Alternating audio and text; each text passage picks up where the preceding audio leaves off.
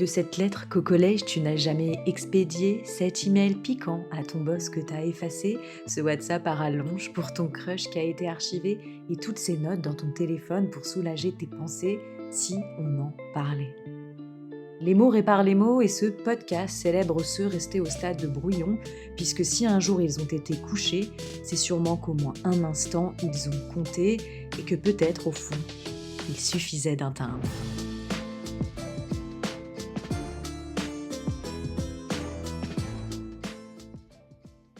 Bonjour à tous et bienvenue dans ce nouvel épisode Il suffisait d'un timbre, un épisode où je reçois aujourd'hui Adèle Simon.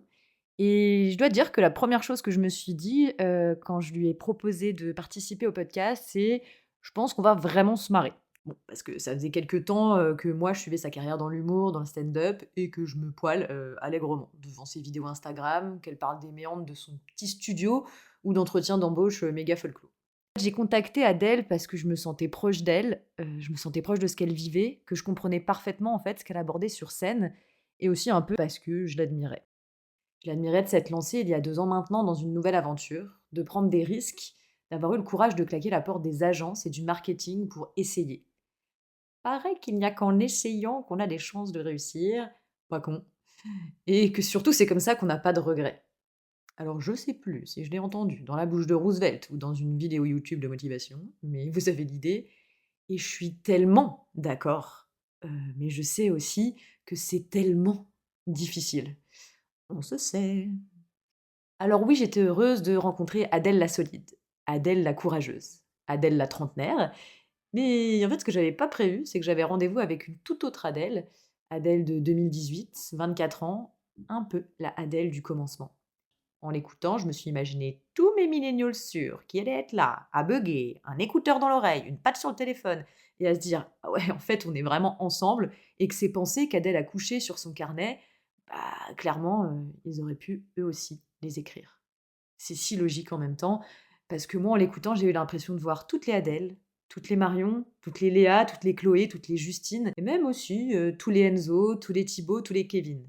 Ouais, les années 90-2000 n'ont pas été tendres avec tout le monde.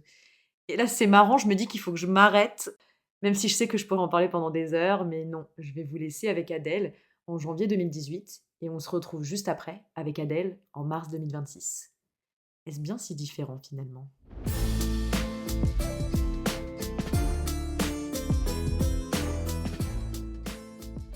Samedi 21 avril 2018. Bon, ce cahier a le mérite d'être un petit témoin des enchaînements de ma vie. Je vais devoir repasser à la lecture et aux exercices du manuel, mais avant, je voulais faire une petite mise au point de tout ce qui m'a mise dans cet état. D'abord, ça y est, je suis officiellement diplômée, je démarre ma vie d'adulte. La prochaine étape, c'est la retraite. Littéralement, ma vie commence maintenant et ça me fait peur. Surtout que je suis pas 100% satisfaite de mon job. Je suis contente de dire quel est mon job, mais ce que je fais ne m'intéresse pas vraiment. Il paraît que ce n'est qu'une étape et que je dois passer par là pour obtenir mieux. Mais j'ai l'impression d'avoir de lourdes responsabilités. Deuxième souci, c'est papa. Papa, mon roc contre la vie, faiblit, ne peut plus soutenir le monde contre moi. J'ai peur, il fait des erreurs. Je suis donc au front et j'ai peur de ne pas en être capable. Marcher sans parade, sans filet, ça demande de ne pas se tromper et ça me terrorise.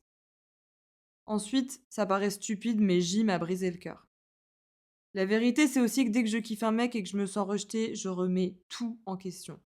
Là, clairement, j'ai eu un kiff sur un mec plus vieux que moi, qui avait probablement une idée précise de ce qu'il voulait de moi depuis le départ.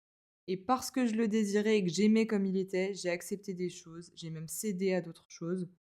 Bon, maintenant il a une meuf, il m'a clairement utilisé puis rejeté. Enfin voilà, comme j'ai peu travaillé sur la confiance en soi et qu'en plus j'ai arrêté la paroxétine et le psy, j'ai l'impression que je vais pas y arriver toute seule. J'ai une boule dans la gorge en l'écrivant. Pourtant, je sais que c'est faux. Jusqu'ici, je m'en suis très bien sortie. J'ai tendance à le minimiser, mais en fait, jusqu'ici, j'ai réussi plein de choses toute seule. Et cette sensation d'angoisse que j'ai, c'est la peur de me tromper. Mais me tromper pourquoi?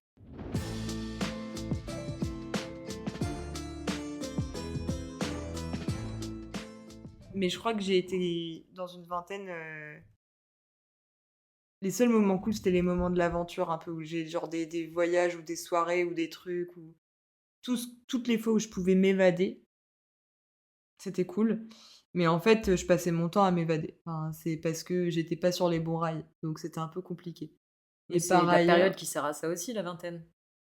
C'est le moment où tu as besoin de tu te cherches encore. C'est normal de pas s'être trouvé à 20 ouais. ans. Mais tu espères, t'être trouvé à 25 ou en tout cas mettre un pas sur à peu près ce qui va te ressembler ensuite. Ouais, parce qu'on t'a dit Si qu'il c'est pas fallait que ce sur soit le comme plan ça. pro, à minima sur le plan personnel, tu vois? Créer tes amitiés les plus longues, enfin, tu vois? Il y a On se met trop de tous pression ces aussi, je schémas, pense. tous ces trucs et en fait, quand tu as 32 piges et que tu es dans un studio de la même taille qu'à 20 piges et que tu vois, tu pas vu le bout du truc, tu te dis: «Bon, bah, est-ce qu'on pourrait recommencer, s'il vous plaît?» Parce que je m'étais mal positionnée au début. Ah allez, Mais on repart. ouais, non, en vrai, on peut la refaire parce que là, Je suis grave fort parce que je t'ai enregistré pendant que tu disais tu tout tout ça. à fait raison de le faire, tu tout à fait raison. Je voulais commencer par, te dire que ton texte m'avait beaucoup parlé.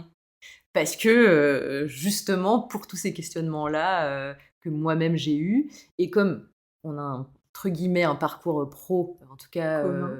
études, similaires, bah, je me dis que non pas qu'on ait la tête faite de la même manière, mais je me dis qu'il y a eu des questionnements qu'on avait en commun et du coup, bah, je me suis beaucoup retrouvée dans ton texte. Et est-ce que déjà tu peux un peu, contextualiser, l'époque de ce texte? Bon, on a la date, 2018, mais tu es où dans ta vie à ce moment-là? Et ben, de 2018, début d'année 2018, j'ai emménagé à Paris et j'ai commencé mon premier job, en agence de publicité, dans une grosse, grosse agence de publicité et donc premier appart à Paris. J'avais déjà eu une coloc à Lyon, mais vraiment littéralement à 5 minutes de chez ma mère et où en plus elle m'envoyait de la thune, pour m'aider à payer le loyer et tout, donc c'était pas vraiment, voilà. Là, premier c'est moi qui fais tout, quoi. Vie à Paris, premier studio pourri, Comme souvent à Paris. non mais catastrophe. Heu, 1 job et en plus, au moment où je l'écris, il y a plein d'autres premières qui étaient pas prévues. Enfin plein, il y en a une surtout, c'est que mon père se met à avoir des lourds problèmes de santé et ça fait comme un step de plus dans la vie d'adulte, de faire face à ces trucs-là où tu pensais pas penser aux problèmes de santé de tes parents avant peut-être que toi tu des enfants ou que, tu vois, tu sois déjà un peu, tu roulé ta bosse. Là, j'essaie à peine de comprendre comment on fait une déclaration d'impôt ou on fait une fiche de paye et on me dit: «Ton père, il est à l'hôpital, il a les artères bouchées», ouais, à cause du tabac et de tout ça et tu as un truc de: «Ah oui, là, c'est pas marrant». Enfin, là, C'est la prise de conscience, quoi. c'est la prise de conscience et en plus, en l'occurrence, le passage sur mon père, c'est parce que j'ai toujours été, enfin, en grandissant, j'étais très proche de mon père et mon père, dans ma famille, c'était une figure très, le baroudeur, l'aventurier, La force tranquille, la quoi. force tranquille, anticonventionnel, mais aussi bagarreur. Pas que du positif, mais en tout cas une stature du coup très protectrice, très, mon père, il y a 50 ans, il sort en boîte de nuit, le lendemain il a pas mal, genre il a pas enfin tu vois, il sent rien, il est, en terminale, je me souviens, mes potes, surtout mecs, on partait en vacances en Espagne, il leur avait dit: «Faites gaffe, achetez pas de la drogue, vous mettez pas dans les problèmes» et mes potes le regardaient impressionnés, genre: «Mais non monsieur, mais on va rien faire». Il fait: «Non, non, parce que moi, la dernière fois que, j'ai cru, m'amuser et que je suis tombée sur des mauvais mecs, il m'est arrivé ça» et là, il leur montre une grosse balafre sur sa jambe et tout, donc tu sais, il y avait un truc de Il a l'expérience, quoi. mon père, il impressionnait tout le monde OK. et c'est la première fois que je l'ai vu très affaibli et affaibli de manière définitive. Parce que ce qu'il a eu, c'est qu'il a toujours maintenant, c'est à cause du tabac et de l'obésité, de l'alcool et de la fête, parce que c'est un peu l'addition quand tu fais, l'aventurier toute ta vie. C'est une maladie des artères où ça va se reboucher toute sa vie et maintenant il a un déambulateur et peut plus se bagarrer ou protéger quiconque ou faire l'aventure ou et moi, j'étais terrifiée, quoi. C'est ce que je dis quand je dis avancer sans filet, c'est que j'avais l'impression que dans la vie, ce qui est faux, hein, mais c'était un peu tôt pour avoir la révélation, que ce soit sur l'aspect financier ou physique, j'allais devoir me débrouiller beaucoup plus toute seule qu'avant. OK, donc il y a un peu ce côté de double peine, déjà tu te lances dans la vie active, donc tu deviens maître de tes propres choix. Ouais, C'est toi qui as les manettes ouais, et en plus, en même temps, du coup, ton père, lui-même traverse, ça et te ça. montre que, du coup, tu vas devoir un peu prendre plus de responsabilités, d'une certaine façon, pour l'accompagner. Oui et puis il me le dit pas, mais c'est juste qu'à ce moment-là, j'ai super peur qu'il meure et je me suis dit, «Là, si mon père meurt, je meurs». Enfin genre à ce moment-là, j'étais en mode: «C'est inaudible. Et dans ma tête, je me suis mis dans un truc de comment j'apprends à vivre sans mon père. Enfin, genre, c'était vraiment, du coup, c'était un peu terrifiant. Et le truc, bien évidemment, je sais pas si on le comprend très bien au début du texte, c'est que moi, 2 ans avant, 3 ans avant, je me souviens plus, j'ai commencé à faire des attaques de panique et des crises d'angoisse. J'ai développé ce qu'on appelle un trouble anxieux généralisé. Et après 1 an de thérapie, j'allais mieux, mais c'était 1 an où j'étais sous paroxétine, qui doit donc être pris tous les jours sur du long cours, ça fait pas effet au bout de 3 jours, et dont le sevrage doit être très lent et très, ouais, très lent, Ça sera pas comme ça, quoi. et suivi, et cetera. Et moi, quand j'ai déménagé de Lyon pour aller à Paris, je dis: «Allez, j'arrête de prendre la paroxétine, je vais beaucoup mieux». Et en fait, j'ai démarré dans un taf où tu bosses 80 heures par semaine, payé au lance-pierre, environnement assez toxique des agences de pub, en même temps que je faisais face au fait que tu bosses 80 heures par semaine pour vivre dans 15 mètres carrés parce que tu habites à Paris, et ton père va peut-être mourir. Et en fait, tout ça a fait que, avec le sevrage déconseillé, je suis rentrée dans un moment anxieux, enfin, mais généralisé, quoi, tous les jours. Et T'as repris ton traitement. bah, il fallait que je retrouve un autre thérapeute parce que le mien était à Lyon, il fallait que je lui annonce qu'en fait, j'avais arrêté et tout. Mais c'est surtout, en thérapie, j'avais appris des exercices à faire de thérapie comportementale cognitive. C'est pour ça que je dis: «Il faut que je ressorte mon carnet et que je refasse les exercices et tout». Le manuel? Oui, oui, mon manuel, c'est un manuel, écrit par un psychiatre que on m'avait conseillé. Et donc c'est de ça dont je parle dans le texte. C'est OK, déjà, je vais faire la liste de toutes les raisons pour lesquelles ça va pas en ce moment, et après, il faudra que je fasse mon manuel. Et en fait, c'est marrant parce que je cherchais, un peu le texte, que j'ai pu écrire, où je me regarde maintenant avec assez de distance, et je me dis: «C'est marrant, t'avais listé, c'est comme si t'avais déjà presque compris que tu ferais une reconversion plus tard». Moi, là, sur scène et dans ce que j'écris, je parle beaucoup, enfin, ma prémisse entière, c'est la vie d'adulte, c'est hyper compliqué, comme si je le réalisais maintenant. Et en fait, je crois que c'est là que je l'ai réalisé, c'est ça, c'est: «Ah, là, j'ai signé un CDI, prochaine étape, c'est la retraite». Au milieu, c'est ça. Au milieu, c'est ça. Au milieu, c'est, la maladie, la mort, le travail, pas de thunes, et des mecs qui te brisent le cœur et qui t'utilisent. Enfin, tu sais, genre, et c'était un peu genre, et les crises d'angoisse. Ah oui, ça aussi, truc de la Ça vie va être d'adulte. super, Non, mais la vie. voilà, ça, quand j'étais 18-19 ans, en soirée BDE, j'avais pas de crise d'angoisse, tu vois. Donc là, c'est aussi ça, c'est que tout s'est pointé en même temps. Et c'est hyper tôt, je trouve, pour le vivre. C'est Ouais. ça qui est assez fou, c'est qu'en fait, 2018, du coup, t'as quel âge? T'as 24. 24. Ouais. Moi, tu vois, c'est ce genre de questionnement-là, c'est des choses que j'ai eues avec la trentaine. Ouais. Avec cette. Et encore, j'ai eu du mal à les intellectualiser. Il a fallu que je me dise, bah, pourquoi je vais pas bien? Ah, bah oui, c'est parce qu'en fait, ça va être ça la vie. Mais toi, t'avais un peu la clairvoyance de te rendre compte alors peut-être aussi parce que t'as été confrontée à l'épreuve de Ouais. ce qui se passe avec ton père. Oui. Mais t'as très, très vite, t'as commencé ton taf en te disant, ah waouh, ok, Ouais. ça va être ça maintenant.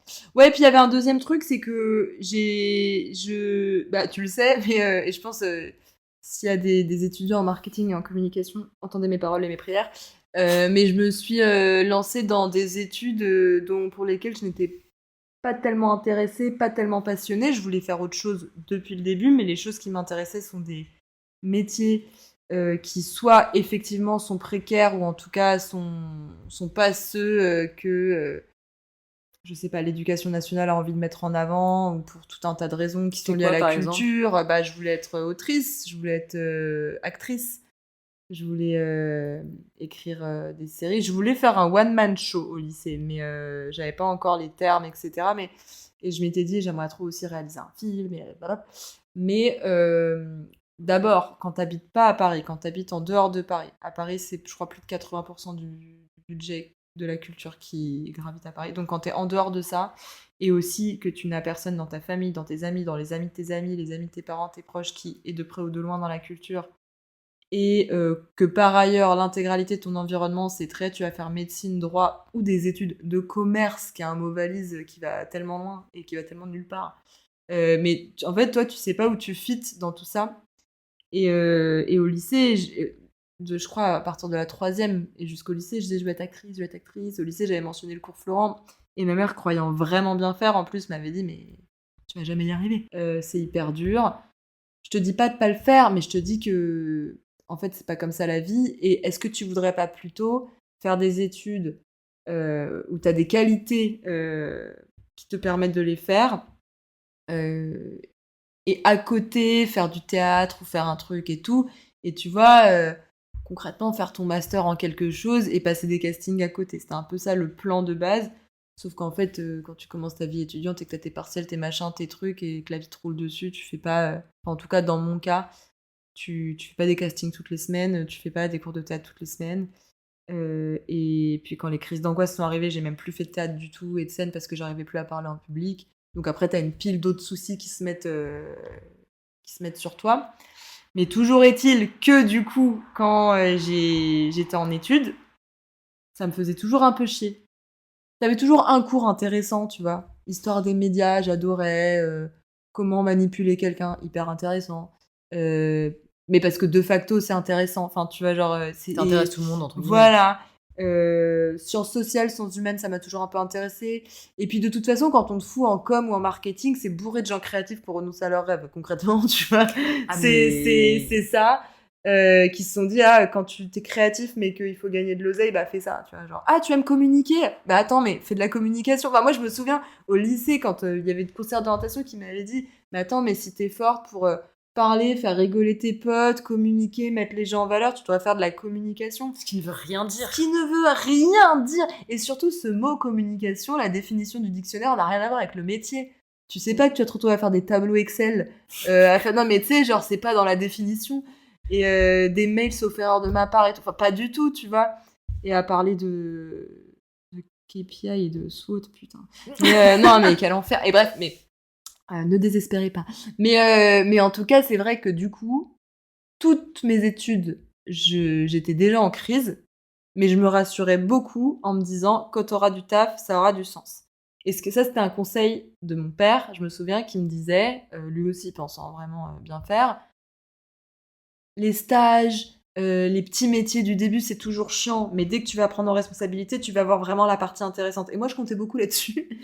Et je me souviens même que j'avais tout fait, mais tout fait, pour bosser dans la plus grosse agence du monde, en me disant c'est forcément là que seront les gens les plus brillants, les sujets les plus intéressants.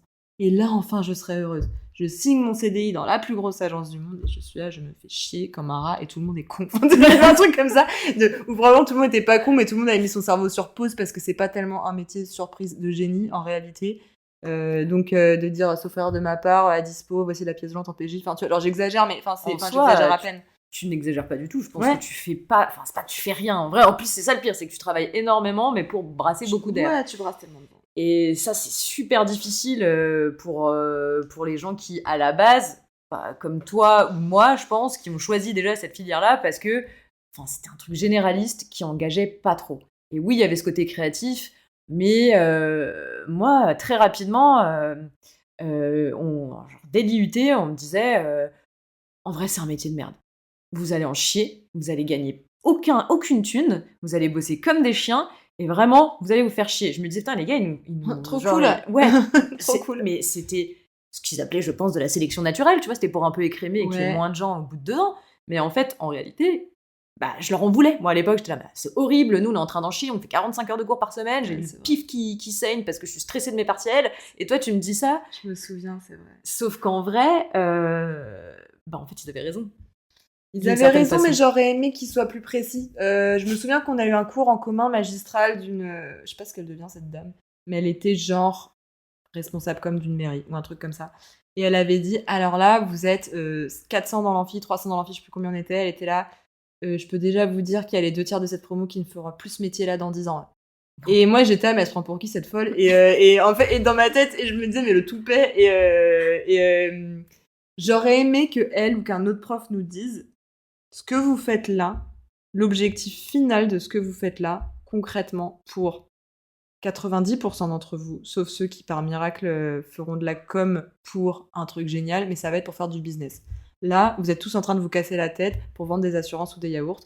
Et en fait, je pense que si c'était ça, parce que je pense, moi, c'était ça la phrase finale où je me suis dit, mais en fait, là, on est tous en train de se casser la tête pour un truc, j'en ai rien à foutre. J'aurais peut-être rétro-pédalé, quoi.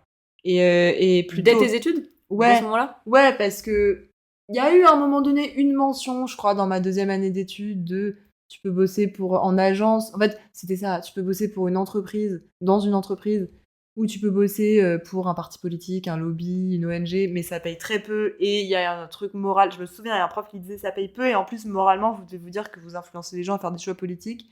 Et à l'époque, je me disais, c'est ouf parce que maintenant je suis là, mais j'adorerais. Mais maintenant, à l'époque, j'avais encore cette candeur où je me disais, c'est pas bien de faire ça. Alors qu'on influence totalement les gens à acheter des fringues faites par des enfants dans des pays pauvres. C'est pareil. Mais tu vois, genre, mais non, mais c'est ouf. Mais ça, personne ne le mentionne. Et surtout, il y avait un trip qui, je pense, est un héritage des années 80. Mais on me disait, donc, tu peux bosser dans une entreprise où globalement, tu gagnes bien ta vie, mais tu te fais chier parce que tout le monde est vieux. Tu peux bosser pour une asso, mais t'auras pas d'oseille. Tu peux bosser en politique, mais c'est pas moral. Ou tu peux bosser en agence.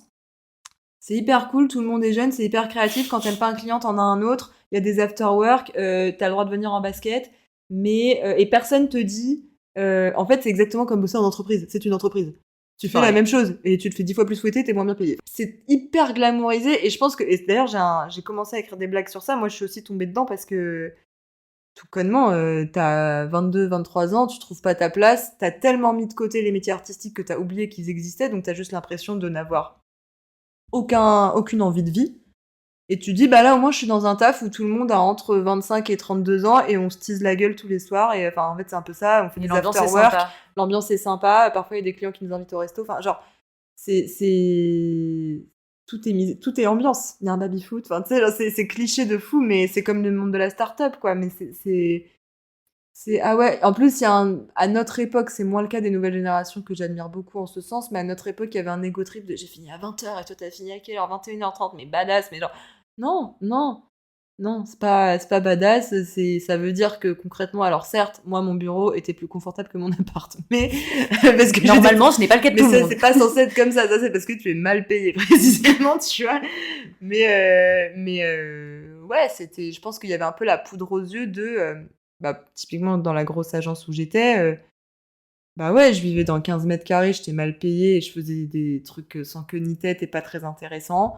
Mais il y avait des super after-work où parfois un partenaire nous payait une paire de lunettes d'une super marque ou il y aurait une grosse soirée rooftop où on te faisait miroiter par un autre partenaire ou un truc. Quand t'as 24 ans, t'es un peu en mode, bon bah visiblement la vie est dure pour tout le monde, mais j'ai ça. C'est ce que tu dis un peu d'ailleurs dans ton texte. Tu dis, je suis un peu obligée d'en passer par là pour avoir mieux derrière. Ça, c'était le conseil de mon père qui me disait, tant que t'es en junior, c'est sûr que tu fais pas que des trucs marrants, mais quand tu seras manager ou quoi, tu verras, ce sera hyper... Quand je suis devenue manager, j'étais c'est toujours chiant en fait. En fait, c'est juste tout le temps chiant. Enfin, il y a quand même un autre truc, c'est que moi, j'étais quand même dans un lycée CSP+, dans un milieu un peu bourgeois et tout. C'est entre guillemets, enfin même d'ailleurs je peux enlever les guillemets, mais des problèmes de riches, mais parce que dans ces lycées-là et ces milieux-là, il y a plein de métiers qui n'étaient pas valorisés. Alors certes, le métier d'artiste, il y a des artistrices chez Bourgeois, mais au départ on dit de pas y aller parce qu'il y a pas de... Tu peux pas te faire de la thune facilement. Mais moi j'ai plein de potes de notre âge qui ont fait du marketing comme nous et qui maintenant, une elle a passé son CAP pâtisserie, traiteur, l'autre elle a un diplôme de coach fitness. Mais genre, dans mon lycée, si elle avait dit je vais être coach fitness, on se serait dit mais bouffonne, tu vois. Genre, enfin vraiment, faire un master, un truc intéressant, du droit. Et on valorisait très peu les métiers et manuels, artisanaux, de coaching, de choses comme ça. On valorisait un master 2. C'est pas que social, hein, j'ai l'impression que c'est sociétal parce que...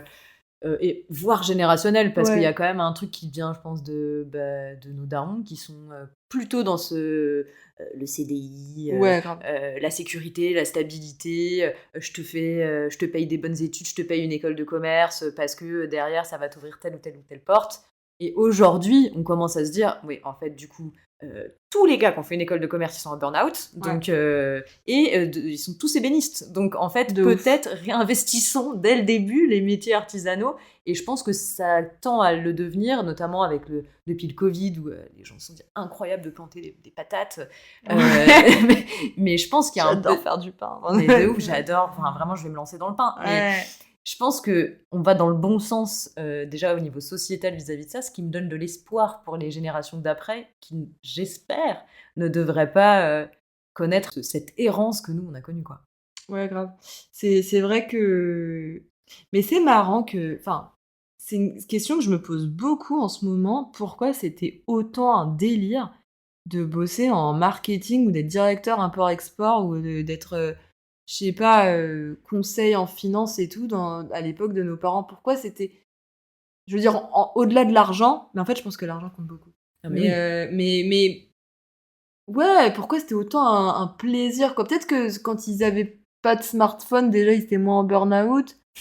Peut-être c'est vrai qu'avec ton salaire, si tu pouvais t'acheter une résidence secondaire, ça remboursait pas mal de réunions de gogol et tu te disais, bon, bah, c'est déjà pas mal. Tu partais aux Bahamas et du coup, t'oubliais ta vie de merde, quoi. Ouais. Un peu aussi. En fait, j'ai l'impression qu'on nous a donné les enseignements d'une ancienne génération tout en nous faisant vivre les problématiques d'une nouvelle et que ça fit pas du tout ensemble. En fait. Bah On non. est là, bah, la planète crame. On est fatigué. Tout ceci n'a aucun sens. En plus, maintenant, on voit et on sait, via des vidéos directes, tout ce qui se passe dans les pays qu'on exploite. Donc, c'est pas toujours marrant, en fait, de bosser pour des boîtes qui s'enrichissent sur ce genre de choses. On le sait, on le voit beaucoup plus qu'avant. Il y a plein de trucs qui nous questionnent. En plus, je fournis tout ce taf-là pour pas vivre si bien. Pour vivre dans un studio. Donc, ouais, pour- c'est pas. Ouais, on est on a le pied dans le monde d'après, mais avec les enseignements du monde d'avant. Et c'est pour ça que la génération d'après, je la trouve marrante et parfois flippante, mais parfois inspirante. La Gen Z ou ouais, encore la Gen Gen d'après Z. Gen d'après, je les observe pour l'instant. Mais j'ai pas encore d'avis. Mais c'est marrant. Avant, j'avais une blague où je disais... bon, si on se dit qu'en gros, la Gen Z, c'est les gens nés entre 96 et 2006, concrètement. Putain, on n'est pas passé super loin. Mais je me souviens parce qu'à la fac, on avait une prof, un sociologue qui nous avait dit exactement les années et dans quoi on tombait et tout. Et elle avait dit, vous êtes là... J'avais une blague là-dessus, un de mes tout premiers stand-up, c'était ça. Je citais ce prof qui disait... ouais, votre génération, c'est la génération Y. Vous êtes hyper immature, vous êtes d'éternels adolescents et vous avez horreur de vous servir d'un stylo. Je dis, ah bah maintenant, même à la banque, le banquier te fait signer avec ton doigt. Donc en fait, qu'est-ce que... Il y a quoi? C'est pas très grave, tu vois, finalement. Mais j'avais été vexée à l'époque et en même temps... Parce que bon, de toute façon, je trouve que parfois, on met un peu les gens dans des cases. Et je vais le faire avec la Gen Z là, donc je m'en excuse. Évidemment que chacun est différent. Mais pour faire une énorme généralité que je vais faire. Je trouve que la Gen Z... c'est intéressant parce qu'ils arrivent après ce truc où nous, on était d'une génération où on nous a dit ta génération va connaître le chômage maximum, ça va être terrible et t'auras pas de retraite. Et en même temps, on ne donne pas trop de clés pour la suite. Internet, c'était un outil de divertissement et d'évasion. Donc, on avait MSN, on avait machin. Les conseils donnés, c'était ne parle pas à des inconnus, ne fais pas ci, ne te poste pas trop, attention, l'anonymat et tout. La génération d'après, ils ont appris à faire de l'oseille sur Internet.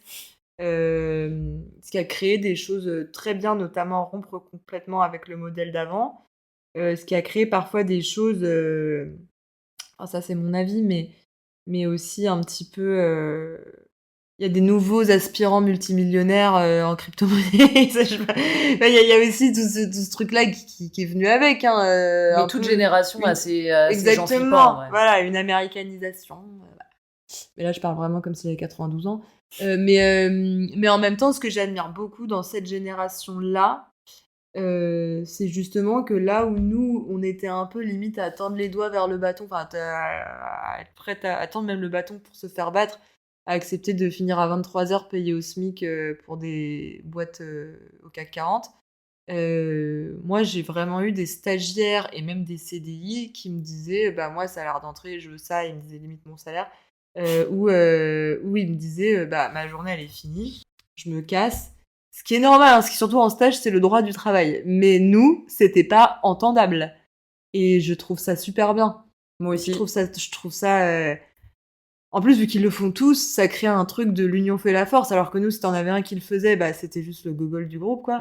Et là, ils le font tous et c'est très bien. Et je me délecte de la génération avant nous et même de certaines de notre génération qui ont un genre de syndrome de Stockholm qui sont mais vraiment les jeunes d'aujourd'hui. Nous, à notre époque, on pleurait du sang et c'était génial. Non, c'était pas génial, non. Mais tellement, et ça me... Tu vois, il y a encore pas si longtemps, dans ma boîte, j'ai été choquée du discours d'un mec qui a... je sais pas, il est 45 ans, j'en sais rien, et en fait, il y a eu pas mal d'arrêts dans la boîte. Et je me retrouve avec lui. En plus, moi, je viens de rentrer d'arrêt à ce moment-là. Et il me dit, parce qu'il est sous l'eau, parce qu'il est sur plein de trucs, qu'il doit un peu ramasser des pots cassés, il me dit, non, mais de toute façon, je vais faire mon vieux con, hein, mais vous, votre génération, donc déjà en plus il me met dans un truc qui est bon. Allez, Vous, fais ton vieux con. Et vous, votre génération, vous êtes pas résilient, quoi. Et j'étais là, mais ta gueule, enfin, On est tellement tous pas. antidépresseurs, qu'est-ce que tu veux? C'est drôle. Surtout, Vous êtes toi, pas résilient. en quoi t'es résilient? Enfin, toi, ta vie, ouais, t'as été justement à la période faste des agences. Ouais, C'était grave. super de se taper de la coke sur les claviers et puis de faire la Bien teuf sûr. jusqu'à 4h du mat, mais tout était facile. Aujourd'hui, comme tu disais tout à l'heure, on se prend la planète qui crame, les burn-out à répétition, c'est la société qui part un peu en couille. Et nous, on doit dealer avec ça. Et du coup, De je trouve ouf, ça et puis dur. je trouve qu'ils ont tous une petite crise d'amnésie parce que, ok, chaque génération a ses problématiques et peut-être qu'il y a plus d'arrêt maintenant. Déjà, je suis pas sûre que ce soit vrai. Peut-être qu'avant, il y avait moins d'arrêt, mais il y avait peut-être aussi plein de comportements problématiques en entreprise ou dans son foyer, chacun gérait sa dépression qu'il n'avait pas diagnostiquée à sa manière, en fait. Parce qu'à défaut de faire un burn-out, bah, tu faisais de la merde, enfin, tu vois. C'est chacun ses problèmes, quoi. Et vous êtes pas résilient, bah, on est peut-être aussi moins naïf. Enfin, tu vois, qu'est-ce que tu nourris? Pourquoi tu te bats? Pourquoi tu... Donc oui, c'est genre... Déjà, quand tu dis je vais faire mon vieux con, je l'ai déjà dit moi-même, en général, tu t'apprêtes vraiment à faire ton vieux con. Quand tu fais ça. Tout à l'heure, tu l'as pas été, littéralement. finalement. Ouais, mais j'essaie de prendre des... Parce que aussi, moi, quand j'étais manager, enfin, tous les gens, en l'occurrence, ils écoutent le podcast et ils le savent, je les ai tellement admirés et aimés, tous les gens que j'ai pu avoir, avec qui j'ai pu bosser et dont j'étais la manager. Donc forcément, ça me... Bon, déjà, on n'avait pas un écart d'âge de fou furieux, parce qu'on le rappelle, j'ai 32 ans. Ouais, et puis j'ai une petite sœur de cette génération-là aussi. Tu les comprends peut-être aussi plus facilement que d'autres. Je les comprends, et puis je l'ai vu, enfin, il y a plein de choses dans le monde du travail qui font différent, et ils ont le télétravail. Le télétravail, c'est une génération qui a fini leurs études et leurs partiels en télétravail. C'est aberrant de leur demander je suis sûre que tu bosses pas quand t'es chez toi. Bah, ils savent faire que ça. Enfin, tu vois, ça, c'est des sujets. Tu vois, je me souviens de plein de sujets du monde de l'entreprise. Ou bref, tout ça pour dire que la nouvelle génération, je la trouve très cool. Après, parfois, j'ai l'impression que notre génération, du coup, je nous vois toujours comme des espèces effectivement, d'éternels ados qui seraient habillés à moitié en pige, à rigoler à des mèmes de 9gag. Les boomers, ils trouvent qu'on est des énormes branlos, et la Gen Z, ils trouvent qu'on est des losers, quoi. Des gros boomers, ouais. Voilà, non, mais même des losers, parce que les boomers, ils les voient presque comme des propriétaires, donc ils ont un aspect un peu cool. Moi, la Gen Z, je les vois, je suis influenceuse et expert en crypto-monnaie, et je fais grave le million. Les boomers, ils sont multipropriétaires, et nous, au milieu, on est là. Alors, je sais pas où je suis à ma troisième burn-out, et je vis toujours dans mon 24 mètres carrés, et Mais peut-être que, contrairement à la Adèle de 2018, Ouais. la Gen Z, elle a pas peur de se tromper. Non, c'est clair. C'est d'ailleurs un peu une thématique récurrente tu l'abordes plusieurs fois d'ailleurs Ouais, dans ce texte. Est-ce que c'est un truc que tu penses toujours aujourd'hui? Avoir peur de me tromper? Ouais. Moins, mais je me reproche beaucoup mon passé. Donc c'est comme si je m'étais dit, bah tu vois, t'avais raison, tu t'es trompé, et maintenant, faut rattraper toutes les années perdues. Enfin, il y a un peu un truc comme ça. J'essaye de me dire, bah d'un autre côté, ça se trouve, t'auras été artiste à 18 ans, t'auras été en galère, et tu te seras fait les mêmes reproches à 30 ans. Enfin, tu vois, alors j'essaye de me dire, bon, ça sert à rien de raisonner comme ça. J'ai moins peur de me tromper, dans le sens où là, en ce moment, j'ai un peu fait le saut dans quelque chose, et j'ai un peu pris le risque que j'osais pas prendre dès le départ, et donc je suis plus en mode bon, bah si tu foires, tu vas un peu avoir le seum. D'un autre côté, tu pourras plus jamais te reprocher de pas avoir essayé. Ce que tu te reprochais avant. Ouais, exactement. En tout cas, ça, c'est sur l'aspect professionnel, qui occupe 80% de notre temps, donc qui est assez important quand même. Tu parles aussi de J. Oh là là. Tu t'es trompée avec J? Oh waouh. Ouais, j'ai eu de la peine pour moi quand je me suis relue. Ouais, je me suis oui, J, c'était J, comme ça aurait pu être d'autres mecs à d'autres époques de la vingtaine. Ça aussi, c'est une déconstruction à faire quand tu grandis. On n'a pas tous les mêmes armes, on n'est pas éduqués tous à l'amour de la même manière. Moi, ils sont encore là, hein, mais j'ai des parents très ouverts d'esprit, avec qui on parle énormément de politique, de philosophie, de sociologie, de l'état du monde, de géopolitique, mais on parle pas trop d'amour. et de rapports de séduction. Quand on en parle, c'est dans des termes tellement cliniques que c'est un peu raide. Ils peuvent même parler de sexe d'un seul coup, de manière ouverte, hein, mais de manière clinique aussi. Et pas hyper romantique, pas hyper. Alors, ça, je les en remercie, mais pas non plus hyper traditionnel. Euh, et quand tu grandis avec, comme plein de filles de 20 ans en vrai, dans la vingtaine, mais pas hyper confiance en toi, pas hyper machin, avant MeToo, dans, dans, dans un tas de contextes, ouais, de cool kids de la pub. Et en vrai, je dis cool kids de la pub, mais plein d'autres contextes. Il y a eu des histoires comme la mienne, il y en a eu plein. Mais tu sais pas trop comment te faire respecter, tu sais pas trop. Quelle est la bonne manière de te Tu faire veux vivre respecter? l'aventure. Alors ça a été un de mes premiers trucs dans la vingtaine. Tu veux vivre la. T'as tes premiers amours s'arrêtent, t'as ton premier cœur brisé, ok. T'apprends que tu vas pas te marier avec ton copain du lycée, incroyable. Mais du coup, tu dis, bon, bah maintenant je veux vivre l'aventure, je veux pas me poser, je veux être une meuf moderne, je veux être machin. On te dit pas que, en face, et surtout à cette époque, et j'espère vraiment que ça a changé, les mecs qui t'attendent au tournant sont pas des mecs déconstruits.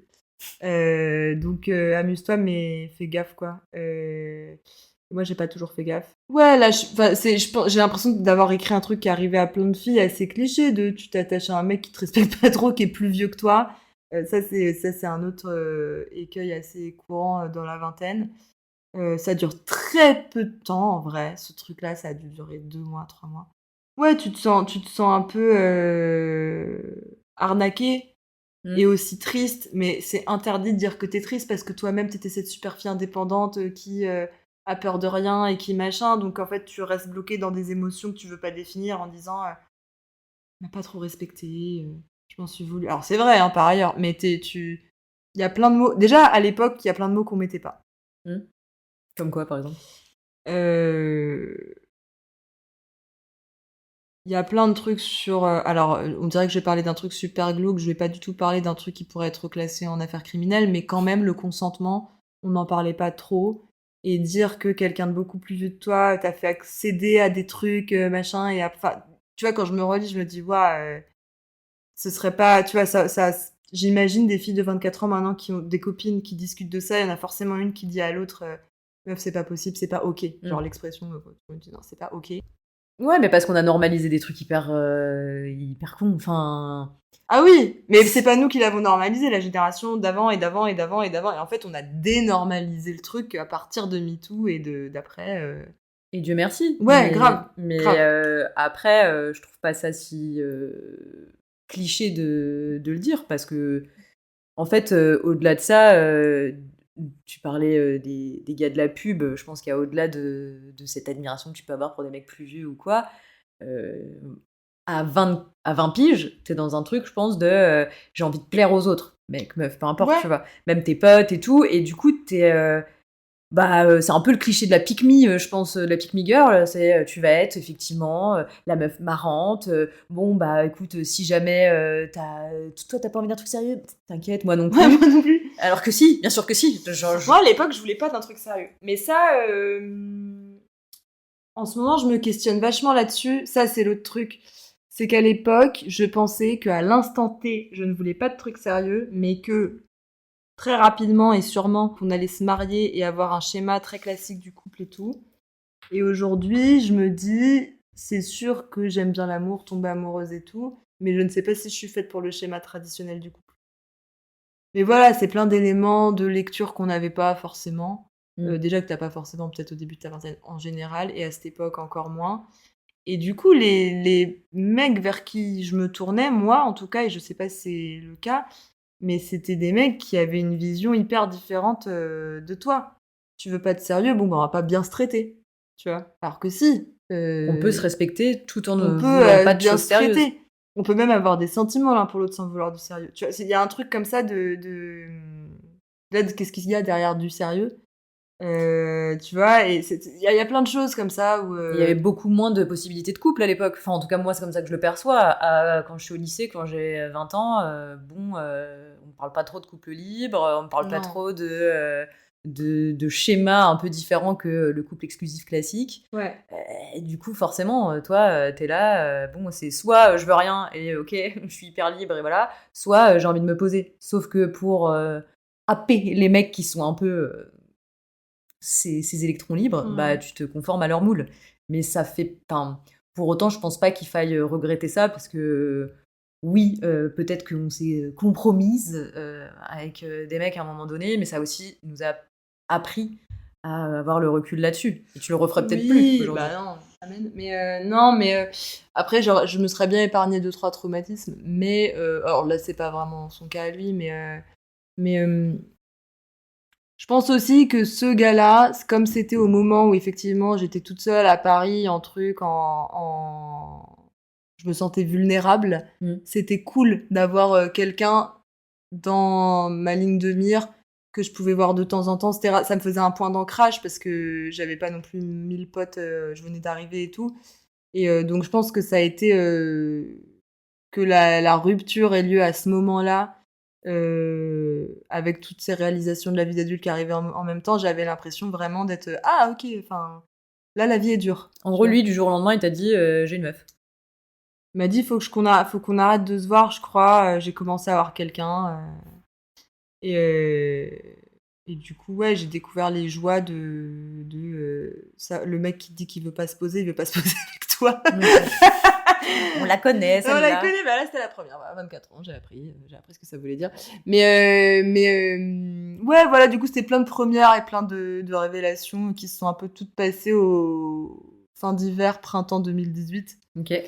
Alors de là à dire qu'à chaque heure tu t'en recommets plus jamais, c'est faux. Hein. Il y a eu son lot d'erreurs ensuite, que ce soit au taf, en angoisse, en famille et en amour.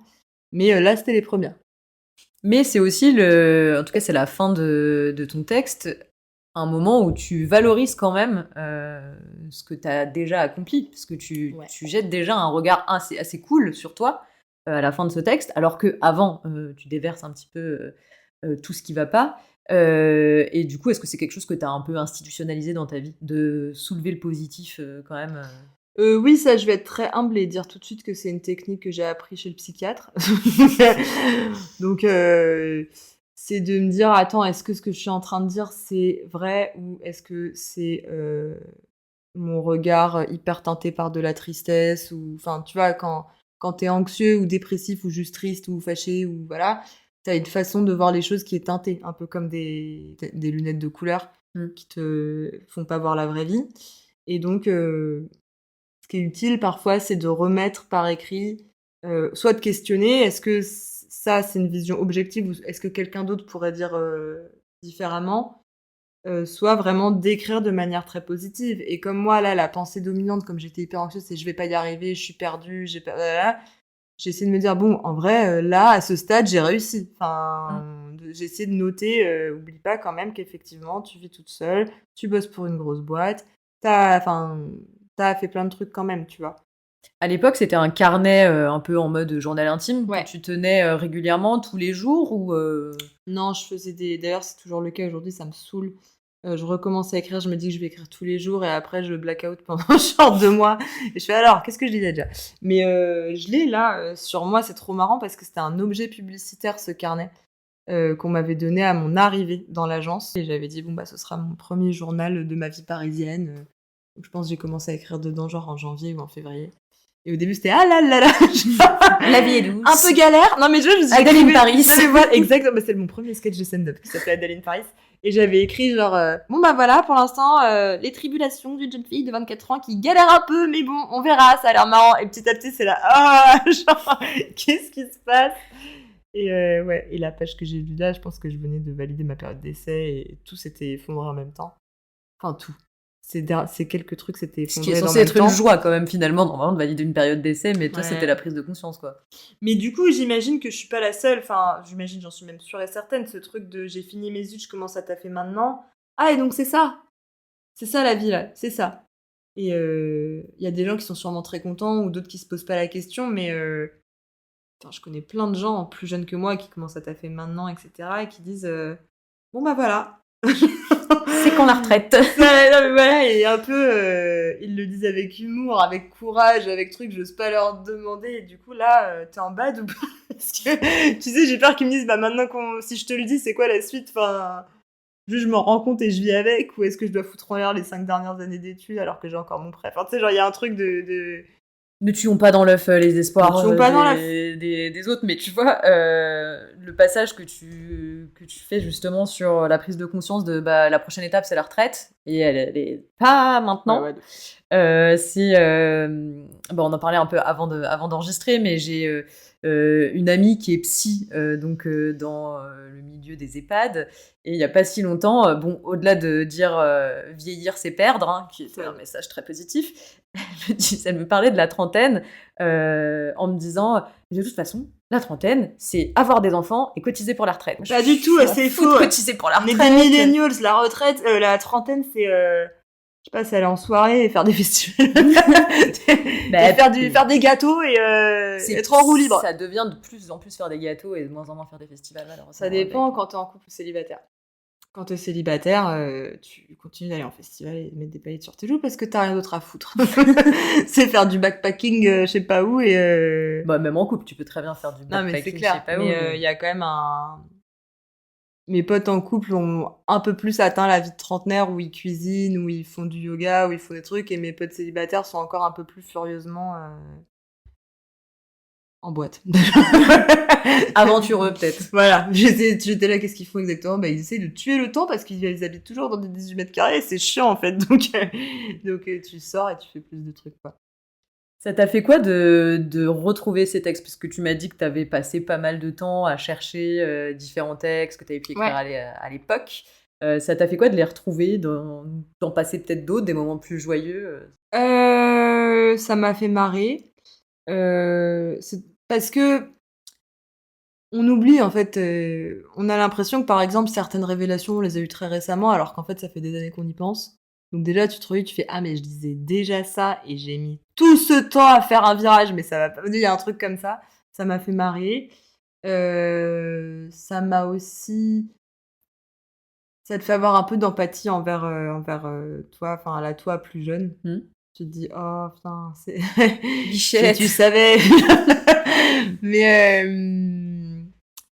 ça m'a aussi, à certains endroits, petite leçon d'humilité de me dire, ah ouais, donc là-dessus, j'ai pas du tout évolué. Enfin, tu sais, genre, sur certains textes, j'ai écrit, alors, à partir de maintenant, j'arrête les écrans. Lol, meuf. Attends d'avoir la 5G et TikTok. Parce que là, autant dire que t'es foutu. Ouais, ça m'a fait pas mal d'émotions. C'est comme revoir une vieille pote, quoi. Je les ai pas amenés, mais j'ai même retrouvé des textes du lycée. Alors là, je sens que je grandis. C'est déjà pas mal. Ouais, alors que bon, pas tant. Mais je crois qu'au lycée, moi, j'avais aucune considération. Enfin, aucune considération pour la vie et aucune réflexion de ce qui allait se passer plus tard. C'était une capacité de vivre les choses à l'instant présent que j'ai... Alors, moi, continuer dans la vingtaine, toi, cette prise de conscience-là, tu l'as vraiment eue dans ta vingtaine. Donc toi, tu me disais tout à l'heure que la vingtaine, c'était plutôt une période triste. En tout cas, une période dure. C'était plutôt, j'étais tout le temps en train de me battre contre moi-même à cause de... C'était la santé mentale, le truc principal, je crois. Et parfois, tu sais, j'ai des potes que j'adore, mais je dis que j'adore pour désamorcer ce que je veux dire ensuite, qui disent « Putain, c'est trop bien parce que la vingtaine, on a eu le temps d'explorer, de voir plein de trucs, de faire plein de trucs, et du coup, maintenant, là, on est stable et c'est génial. » Je suis là, mais putain, mais... Moi, à la vingtaine, j'allais aux urgences tous les dimanches et tout. Genre, enfin, tu sais, il y a un truc de... J'ai l'impression que maintenant, j'ai le loisir d'explorer beaucoup plus. Parce que la vingtaine, il y a eu des moments de fight. Enfin, je parle surtout de la vingtaine entre 20 et 26. Et j'ai commencé à me questionner plus et tout parce que j'avais réussi à stabiliser ces histoires de santé mentale vers 27, 28, quoi. Mais c'est... Enfin... Dans ce que tu dis là, on a un peu l'impression que tu te considères en retard sur en tout cas pour la stabilité et que tu es aujourd'hui en phase de découverte. Mais il faut te dire qu'en fait, à l'inverse, toi, les questionnements que eux, ils vont se coltiner certainement à 40 piges parce qu'ils ont suivi un chemin peut-être un peu tout tracé, les questionnements et la remise en question de vie, ils l'auront peut-être plus tard. Et toi, tu as déjà expérimenter ça, ce qui fait qu'aujourd'hui t'en es là aussi, ça fait 2 ans que t'as quitté le monde professionnel pour te lancer dans l'humour. Enfin, Ah non, oui, carrément. Non, mais en plus, j'ai conscience que là, quand je parle, on dirait que je m'en plains, mais c'est plus de se rendre compte qu'on n'a pas tous, effectivement, on vit pas tous les mêmes choses au même moment. Je souhaite vraiment pas à tout le monde d'avoir des problèmes de santé mentale ou des problèmes de santé tout court, Mmh. d'ailleurs. Et peut-être que quand, j'en sais rien en vrai, mais peut-être que quand tu crises à 45 ans, paradoxalement, comme tu as moins de temps devant toi, peut-être que c'est moins stressant. Je sais pas comment dire. Ma mère, elle m'avait dit un truc une fois qui a l'air déprimant, mais que je trouvais marrant. Elle a toujours été assez mécontente, de son boulot. Elle a changé genre 20 fois de boîte avant de se rendre compte qu'elle n'aimait pas son travail. Genre, c'est le Persistante, hein. non mais voilà, non mais et c'est juste le secteur qui la faisait chier, quoi. Et en fait, elle a eu plein de moments, dans mon enfance et adolescence de vraiment, mal-être lié à ça. Et à 50 ans, elle était là, «Oh bah non, mais maintenant, genre, je suis toujours dans mon industrie, mon taf, qui est pas une passion, mais je suis très heureuse parce qu'en fait, une fois que tu as 50 ans, tu as plus le temps de stresser pour ces trucs-là. Genre, ta vie, elle est faite, donc tu profites juste des trucs que tu as». Il y a un truc de lâcher prise, alors après, c'est elle qui est comme ça, hein, peut-être qu'il y a des gens qui décident de pas du tout lâcher prise à 50 ans, mais en tout cas, elle s'est vachement apaisée, donc peut-être que les gens qui vont avoir la crise existentielle que j'ai eue à 22 piges ou à, je sais pas, 24, s'ils l'ont à 45, peut-être qu'en même temps, ils seront en mode: «Bon, tu sais quoi? C'est trop tard pour s'inquiéter». Enfin, tu sais, il y Elle a un durera peu moins longtemps non, peut-être, mais oui, il y a ouais, il y a ouais. un il y a un mood un peu comme ça, tu vois? Bah, je crois que c'est assez, en tout cas pour les femmes, assez salvateur, la cinquantaine. Enfin, je l'ai beaucoup entendu, Ouais. de femmes de mon entourage où, je sais pas si c'est du lâcher prise, mais la pression sociale sur plein de trucs, elle redescend et bah, c'est le moment où enfin tu réalises que, bah, il va falloir penser à toi. C'est la meilleure période qui s'ouvre devant toi. Bon, nous, je pense qu'on a la chance de se dire dès maintenant, il va falloir un peu penser à nous quand même. Ouais. Oui, bah, oui, tu as raison. Je pense que bon, c'est un problème que tout le monde a, mais chez les femmes, il y a une autre brique qui s'ajoute. Enfin, il y a 1 milliard de briques qui s'ajoutent, mais il y a une brique qui est celle de la fertilité. Et en fait, quoi qu'il arrive, si tu veux pas spécialement d'enfants, au moins à 50 ans, on te fout la paix de manière définitive. Si tu en voulais, que tu pas réussi à en avoir et que c'est une douleur, bah, au moins tu peux enfin faire le deuil. Moi, je veux des enfants, c'est vrai que c'est une zone de stress depuis, longtemps. Hem, je suis en train de me dire, il est tôt pour le faire, mais je suis en train de me dire: «Est-ce que je serais pas plus heureuse si j'envisageais le deuil?» Tu vois? Dès maintenant? Ouais. Pas dans le sens comme un abandon, mais si j'arrivais à me dire ce que pour l'instant j'arrive pas à me dire, peut-être que tu en auras pas et tu seras heureuse quand même. C'est pour l'instant, j'en suis pas là. Pour l'instant, je suis encore dans le je pourrais faire un gosse avec n'importe qui. Ouais, Presque. ou congeler tes Non mais ovocytes, ouais, congeler mes ovocytes, alors ça, c'est tout le débat, je devais le faire l'an dernier, je l'ai pas fait. Là, j'y repense, où je me dis: «Est-ce que c'est pas déjà un aveu de je sais que je vais galérer?» Enfin, mais en même temps, je sais que je vais galérer. Tu vois, il y a un truc comme ça de c'est des trucs qui me taraudent énormément, comme ça a toujours été un peu un objectif de vie. Et je pense, tu vois, là, ça fait que très récemment que je me dis finalement renoncer à ces grands rêves qu'on s'était mis enfant, en se rendant compte que dans la vie d'adulte, ça ressemble pas de toute façon à ce qu'on avait projeté enfant. Donc si ça se trouve, ce sera même pas si bien. Est-ce que c'est pas ça qui te libère un petit peu, tu vois? Si, complètement. Pas abandonner ses rêves, mais en tout cas, se dire: «Bon déjà, je dis que c'est ce que j'ai toujours voulu. Est-ce que c'est vraiment ce que j'ai toujours voulu? Est-ce que je dois tout de suite plaquer l'affaire? Est-ce qu'il y a pas d'autre manière de le faire? Est-ce que, je veux encore des enfants, mais admettons que je sois juste, avec des gros guillemets, à juste tante, par exemple, Mmh. ou marraine et tout, est-ce que j'aurais pas, d'une certaine manière, cette maternité-là, sans avoir, la maternité classique de c'est moi le parent, le responsable légal, quoi. Mais voilà, j'essaye de me dire: «Bon, Il y a plein de manières différentes de vivre toutes les situations. La maternité, oui, et même, tu vois, tes choix de métier, ouais, ouais, en fait, exactement». c'est un peu toujours pareil, c'est de la façon dont tu l'investis et comment tu as envie d'être enfin, comment tu te fais à l'idée pour être heureux, quoi. Donc je pense pas que ce soit un deuil, qu'il faille faire, Ouais. juste peut-être un explorer toutes les possibilités, tout le panel de choses que tu pourrais faire pour aussi être heureux quand même, même si au final, c'est pas, être génitrice Ouais, c'est ça. comme Non, tu mais tu as disais. raison, bah, c'est un peu ce que je fais en ce moment, en vrai, mais c'est un peu en fait, on se rend pas compte que la déconstruction, c'est pas «OK, j'ai appris que les choses étaient différentes. OK, bah, je me déconstruis». C'est un peu constant. C'est un peu comme arrêter de fumer. Mmh. T'as toujours des relents, des trucs, des vieux réflexes, Bah, c'est des des vieilles schémas peurs, tellement des ancrés, schémas, voilà.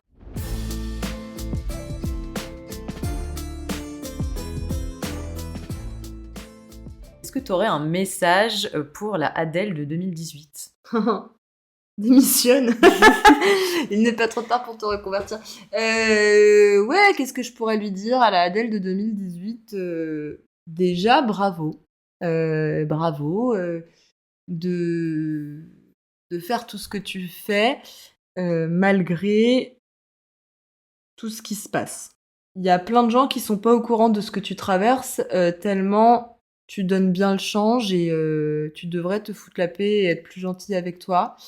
Je pense que tu devrais également, effectivement diminuer les écrans, mais tu n'arriveras pas à le faire. Voilà. Il y a 1 milliard de considérations qui te prennent la tête. Dans moins de 6 mois, ça aura aucune importance. Même pas maintenant, mais dans moins de 6 mois, ça n'aura aucune importance. Essaye quand même de prendre des notes sur ce qui s'est mal passé pour arrêter de reproduire ça trop souvent. Mais en même temps, dis-toi aussi que t'as l'impression d'être terriblement seule et terriblement anormale. Et en fait, il y a plein de gens qui vivent exactement la même chose que toi. Il y en a, ils l'ont pas encore percuté. Il y en a, ils l'ont percuté, ils le diront pas. Il y en a, ils en parlent. Mais en tout cas, t'es certainement pas toute seule. La preuve? La preuve. Tu fais ce texte est porté dans un podcast que peut-être d'autres vont écouter et dans lequel ils vont pouvoir se retrouver. Donc t'es vraiment pas seule, Adèle de 2018. Et Adèle de 2018, parenthèse, mais le nombre de fois où tu dis mais est-ce que je suis la seule à trouver que c'est un peu merdique ce qu'on fait et tout, sache que non, absolument toute ta génération va essayer de se reconvertir. Voilà, sache-le. Merci pour tes réponses et pour ton texte. Bah merci de m'avoir invité, Marion. Bah, avec grand plaisir. À très vite. À bientôt.